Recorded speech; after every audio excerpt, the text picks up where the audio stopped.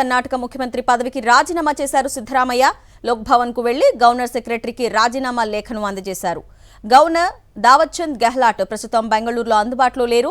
Family emergency కారణంగా సొంత రాష్ట్రం మధ్యప్రదేశ్ వెళ్లారు. ఆయన రాత్రికి బెంగళూరు చేరుకుంటారని సమాచారం. డీకే శివకుమార్తో పాటు పలువురు మంత్రులు సిద్ధరామయ్యతో పాటు లోక్ భవన్ కు వెళ్లారు. సిద్ధరామయ్య అభిమానుల ఆందోళనతో లోక్ భవన్ బయట పరిస్థితి ఉద్రిక్తంగా మారింది. రేపు కర్ణాటక కాంగ్రెస్ శాసనసభ పక్ష సమావేశం ఉంటుందని పార్టీ వర్గాలు చెప్తున్నాయి. డీకేను ఎల్పీ నేతగా ఎన్నుకుంటారు. కర్ణాటక సీఎంగా డీకే శివకుమార్ శనివారం ప్రమాణ స్వీకారం చేస్తారని సమాచారం. డీకే శివకుమార్ మంత్రివర్గ కూర్పుపైన పెద్ద ఎత్తున చర్చ జరుగుతోంది.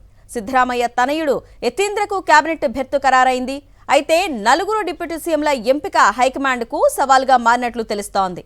ఓబీసీ వర్గాల నుంచి యతేంద్ర, దళిత సామాజిక వర్గం నుంచి జి పరమేశ్వర, ప్రియాంక్ ఖర్గే, మైనార్టీ వర్గం నుంచి యూటీ ఖాదిర్, జమీర్ అహ్మద్ ఖాన్, లింగాయత్ సామాజిక వర్గం నుంచి ఎంబీ పాటిల్, ఈశ్వర్ ఖండ్రే ఉప ముఖ్యమంత్రి రేసులో ఉన్నారు. సాయంత్రం ఢిల్లీ వెళ్లనున్నారు సిద్ధరామయ్య. సోనియా గాంధీ, రాహుల్ గాంధీలతో భేటీ అవుతారు. ఈ సందర్భంగా కేబినెట్లో తన వర్గానికి దక్కాల్సిన పదవులపై చర్చిస్తారని సమాచారం. అలాగే కర్ణాటక పీసీసీ బాధ్యతలు సతీష్ జక్రిహోళీకి దక్కేలా పావులు కదుపుతున్నారు సిద్ధరామయ్య. జక్రిహోళీ సిద్ధు క్యాంప్కు చెందిన అహిందా నేత. కర్ణాటక పాలిటిక్స్ పై మరింత సమాచారాన్ని మా ప్రతినిధి వెంకటేష్ లైవ్ ద్వారా అందిస్తారు. వెంకటేష్, చెప్పండి, ఇప్పుడు సిద్ధరామయ్య సీఎం పదవికి రాజీనామా చేశారు. తదుపరి పరిణామాలు ఏ విధంగా ఉండబోతున్నాయి? కేబినెట్ కూర్పుకు సంబంధించి అప్డేట్స్ ఏంటి? కర్ణాటకలో నాయకత్వ మార్పిడి ప్రక్రియ కొనసాగుతోంది. సో కొద్దిసేపటి కిందటే సిద్ధరామయ్య లోక్ భవన్కి వెళ్ళారు. అక్కడ గవర్నర్ కార్యదర్శికి తన రాజీనామా లేఖను సమర్పించారు. సో ప్రస్తుతం గవర్నర్ రాజ్భవన్లో అందుబాటులో లేరు. సో ఫ్యామిలీ ఎమర్జెన్సీ కారణంగా ఆయన బయట ఉన్నారు. సో ఈరోజు రాత్రి 7:30కు ఆయన తిరిగి బెంగళూరుకు రాబోతున్నారు. సో ఆయన వచ్చిన తర్వాత సిద్ధరామయ్య ఇచ్చినటువంటి రాజీనామా లేఖను పరిశీలించి దానిపైన నిర్ణయం తీసుకుంటారు. సో అప్పటి వరకు దీనిపైన నిర్ణయం అనేది పెండింగ్లో ఉంటుంది. సో రాత్రి తర్వాతే దీనికి సంబంధించి ఎలాంటి నిర్ణయం ఉంటుందనేది తెలిసేటువంటి అవకాశం మనకు కనబడుతుంది. సో మొత్తానికైతే సిద్ధరామయ్య అధిష్టానం ఇచ్చినటువంటి ఆదేశాల మేరకు తన రాజీనామా లేఖను సమర్పించినటువంటి నేపథ్యంలో తదుపరి ప్రభుత్వ ఏర్పాటుపైన ఇప్పుడు ఇక అందరి దృష్టి కూడా ఉండబోతుంది.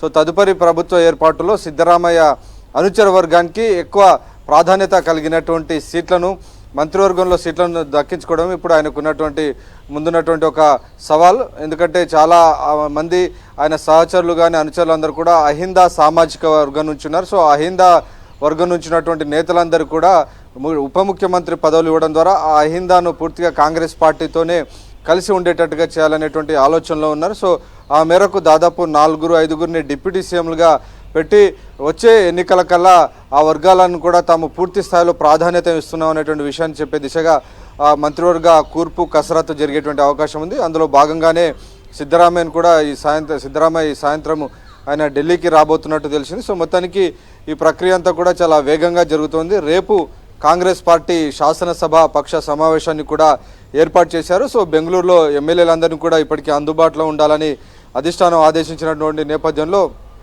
ఆ మేరకు కాంగ్రెస్ లెజిస్లేటివ్ పార్టీ మీటింగ్లో నేతను ఎన్నుకోబోతున్నారు. ఆ మేరకు కాంగ్రెస్ పార్టీ వ్యవహారాల ఇన్ఛార్జ్ రణదీప్ సుర్జేవాలా కూడా ఆయన బెంగళూరులోనే ఉన్నారు. ఈ మొత్తం ప్రక్రియ అంతా కూడా స్మూత్గా జరిగే విధంగా ఆయన అన్ని ప్రయత్నాలు కొనసాగిస్తున్నటువంటి సందర్భం మనకు కనబడుతుంది.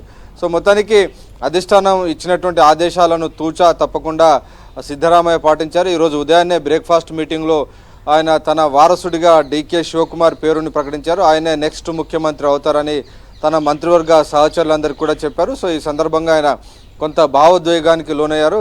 బ్రేక్ఫాస్ట్ మీటింగ్ దాదాపు 12:30-1 గంట వరకు కూడా కొనసాగినటువంటి పరిస్థితి మనం చూసాం. సో మొత్తానికి నాయకులతో ఇన్ని రోజుల పాటు, ఇన్ని సంవత్సరాల పాటు తనతో నడిచి తనకు మద్దతు ఇచ్చి తనకు సహకరించినటువంటి మంత్రివర్గ సహచరులందరూ కూడా సిద్ధరామయ్య ఈ సందర్భంగా ధన్యవాదాలు తెలిపారు. చాలామంది మంత్రులు కూడా ఈ సందర్భంగా భావోద్వేగానికి లోనైనటువంటి సందర్భం.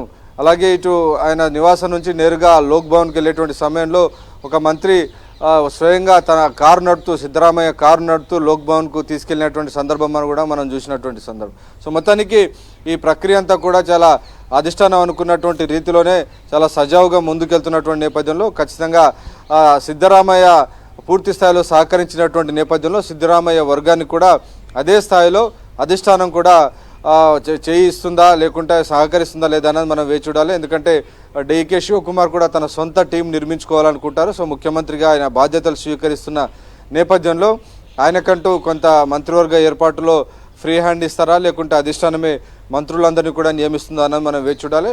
సో ఈ పరిస్థితుల మధ్యలోనే సాయంత్రం ఆయన ఢిల్లీకి వచ్చి తన అనుచరులకు సంబంధించినటువంటి జాబితా ఇచ్చే అవకాశం కనబడుతుంది. అయితే ఇప్పటి వరకు చూసుకుంటే శనివారం రోజే డీకే ప్రమాణ స్వీకారం ఉంటుంది అని అప్డేట్ ఉంది.